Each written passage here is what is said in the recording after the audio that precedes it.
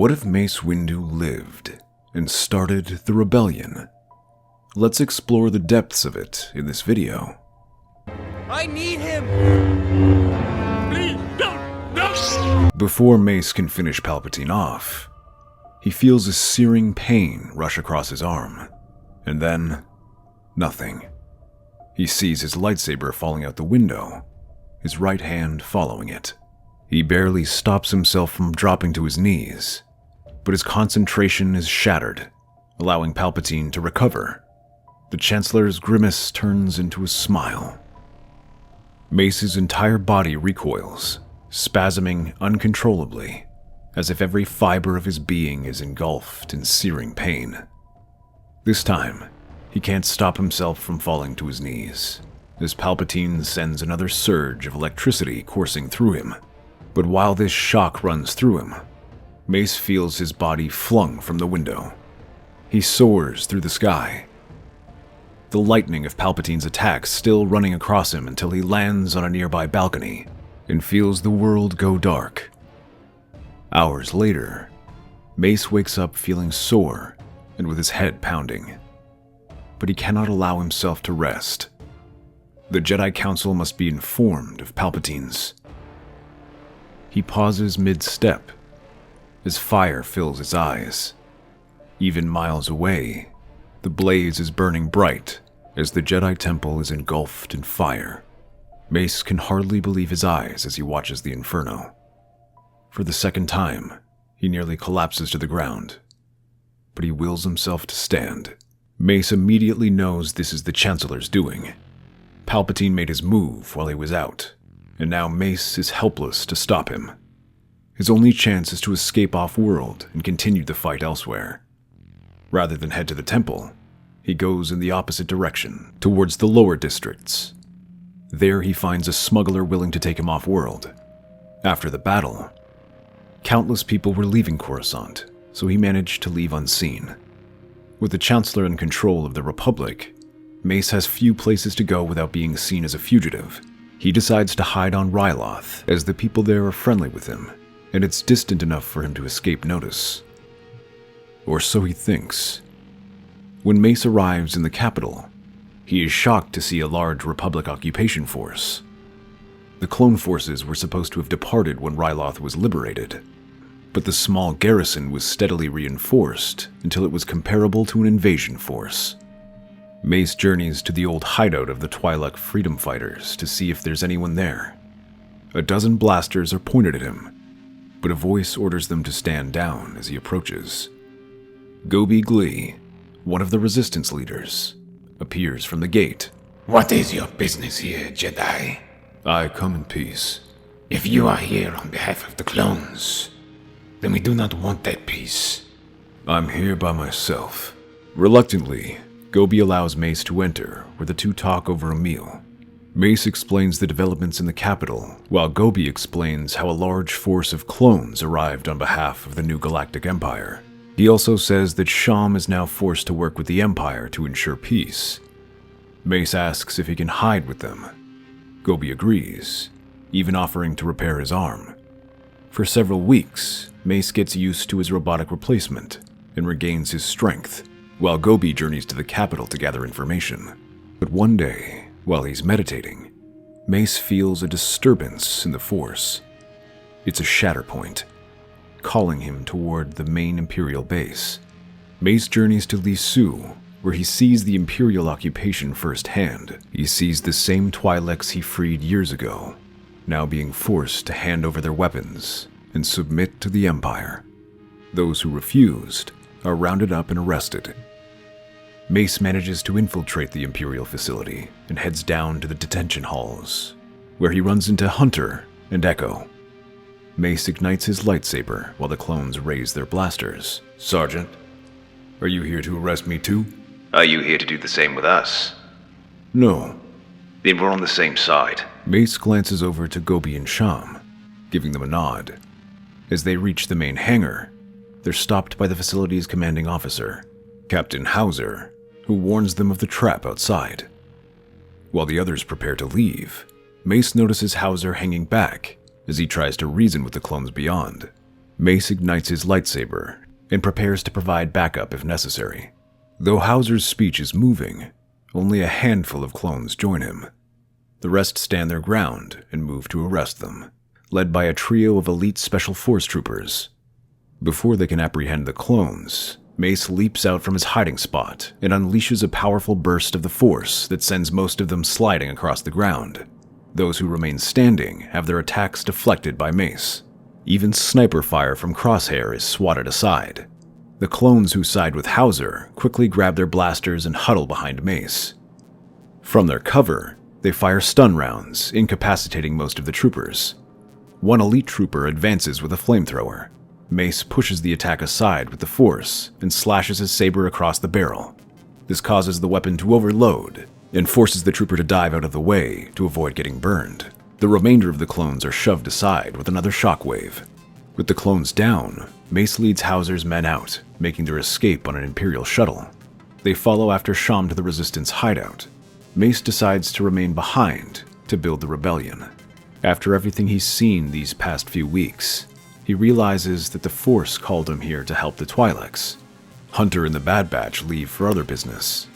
Before they go, Hunter informs them about the clones' inhibitor chips and how they're forced to obey Order 66. For the next few weeks, Mace and the others begin to rescue Twi'lek sympathizers the Empire captured. Meanwhile, Hauser and his men remove their inhibitor chips and join the Twi'lek resistance. They begin capturing any clones they can. With Mace and Sham's experience and strategy, the Resistance pulls off a series of daring attacks that secure equipment and recruits.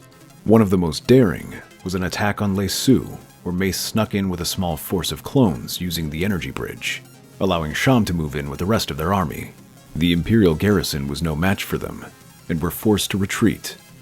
This victory sent shockwaves across the Empire, as Ryloth was one of the first planets to shake off Imperial rule. Being a decorated general and one of the most esteemed members of the Jedi Order, Mace becomes an ideal figurehead to lead the rebellion.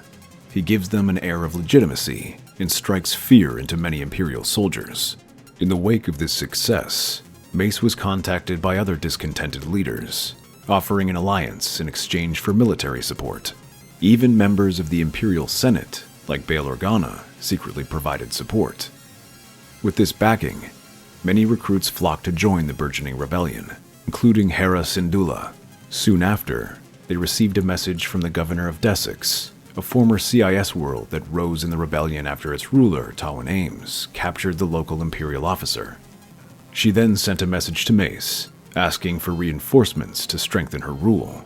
Mace sends Hera and Gobi ahead with extra fighters to help the governor while he commands the reserves.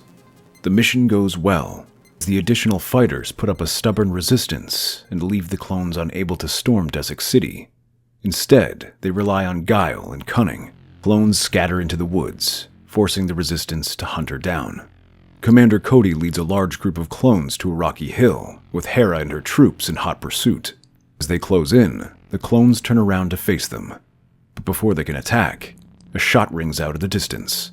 It bounces across several pre-placed mirrors and cuts down most resistance fighters. The survivors are swiftly cut down, except for Hera, who is captured by the clones. They use her as a bargaining chip to demand Desix and the resistance surrender. When Mace learns about Hera's capture, he orders Tawny to stall for time while leading reinforcements to confront Cody and Crosshair. Before he goes, he sends a message to the Bad Batch and Captain Rex's resistance network. However, as Mace's motley fleet of modified freighters and starfighters emerge from hyperspace, they're greeted by the sight of a Venator Star Destroyer, which had already deployed fresh TK troopers below. The fleet scatters as they're bombarded by turbo laser fire. Sham and most rebels head down below to rescue Hera and the others, but Mace senses a shatter point that pulls him towards the cruiser. His transport is redirected from the rest of the fleet and speeds towards the hangar. However, he's in luck, as most of the ship's TIE fighter complement was launched after the rebel fleet, allowing him and his troops to board without much difficulty. Those stormtroopers who remain on board are easily dispatched. Mace leads his troops into one of the hallways leading to the bridge. He decides to capture the ship and turn it against the Imperial forces below. However, as they close to the bridge, a sniper round goes off and ricochets off the wall, taking out several resistance fighters in a single shot. Crosshair emerges from the bridge with his sniper ready. Behind him is Vice Admiral Rampart. Not another step, General. I must say I'm impressed, Master Jedi. Few of your orders were pragmatic enough to abandon the hostages in favor of capturing this cruiser. It's a shame your gamble didn't pay off. Crosshair fires another shot that bounces across the walls, putting Mace on the defensive. The clone sniper had planted mirrors across the hallway, forcing Mace to devote his full concentration to block his attacks and allow Crosshair to pick off his team. This brings Mace's momentum to a halt, as he must focus on protecting them to have enough troops to capture the bridge.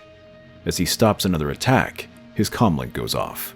Master Jedi, surely you must see that the battle is lost. Spare yourself and your men by surrendering. You might need to reconsider your situation, Admiral. Imperial naval officers shout as additional ships have emerged from hyperspace and begin boarding action. Across multiple parts of the ship, firefights break out as rebel clones led by the Bad Batch and Captain Rex arrive. One such group appears from the hallway to reinforce Mace and allows them to regain momentum. Rampart sees the battle turning against them and flees down the adjacent hallway with Crosshair covering his retreat. As they run, he contacts two of his clone assistants to stop Mace. His troops advance ahead to secure the bridge, leaving Mace as he senses a disturbance. He whirls around just in time to block a shot fired from one of the assassins. They fire more, but Mace manages to deflect them. The pair draw vibroblades and rush at him when they see their blasters have no effect. The two move faster than any clone Mace has ever met, whirling and slashing as electricity crackles around them. He barely manages to defend himself as the clones try to force him into the bridge. Mace ducks under one blow, then shoves the assassin back against the bulkhead. The other crosses his blade with Mace's lightsaber. While he is momentarily distracted, the other assassin gets up and draws his blaster. Rather than shoot Mace directly, he fires at the mirror, which bounces off and strikes Mace in his shoulder. The force of the blow sends the lightsaber flying from his hand. The clone with the vibroblade slices at Mace's robotic hand. This sends sparks flying as he severs the wires and circuits inside. A jolt of electricity flows through Mace as the arm short-circuits, but he's already experienced far worse and manages to control the pain. Rather than let it overwhelm him, the Jedi Master shoves the damaged hand against the clone assassin's face. Electricity courses through his body and armor, causing the soldier's body to spasm and shake before collapsing. The other trooper begins to fire again, but Mace whirls around and shoves the dead clone assassin's body like a shield, then uses the force to throw the corpse towards the remaining assassin. As the two fall, Mace leaps forward and finishes the clone with a downward slash. By the time Mace finishes them off, the bridge is secured, and the ship is now making its way to help Desix City. Seeing the Venator turn against them, the clones on the surface surrender, including Commander Cody, who orders the release of Hera. Unfortunately, Rampart and Crosshair manage to escape. With the Venator, Mace possesses a full-fledged warship to build his fleet around, turning him from a local warlord to a genuine threat to the Empire. More importantly, as Rampart's flagship, it also contains valuable data about the clones. From there, Clone Force 99 and Rex learn about the clone assassins and the prisons where rebellious clones are being held. Although it's not much, this data gives the rebellion a new mission. With Desix secure, Tawani and Sham pledge their full support, while the clones agreed to an alliance with Mace. As they finalize their agreement, Rex pulls Mace aside with some important information. He reveals that Ahsoka survived Order 66, and that there are rumors that Obi-Wan and Yoda escaped as well. That's our theory. The Star Wars universe is a galaxy filled with exciting stories and possibilities, and we love exploring them. If you want to accompany us on this journey to a galaxy far, far away, then please like, share, and subscribe to our channel.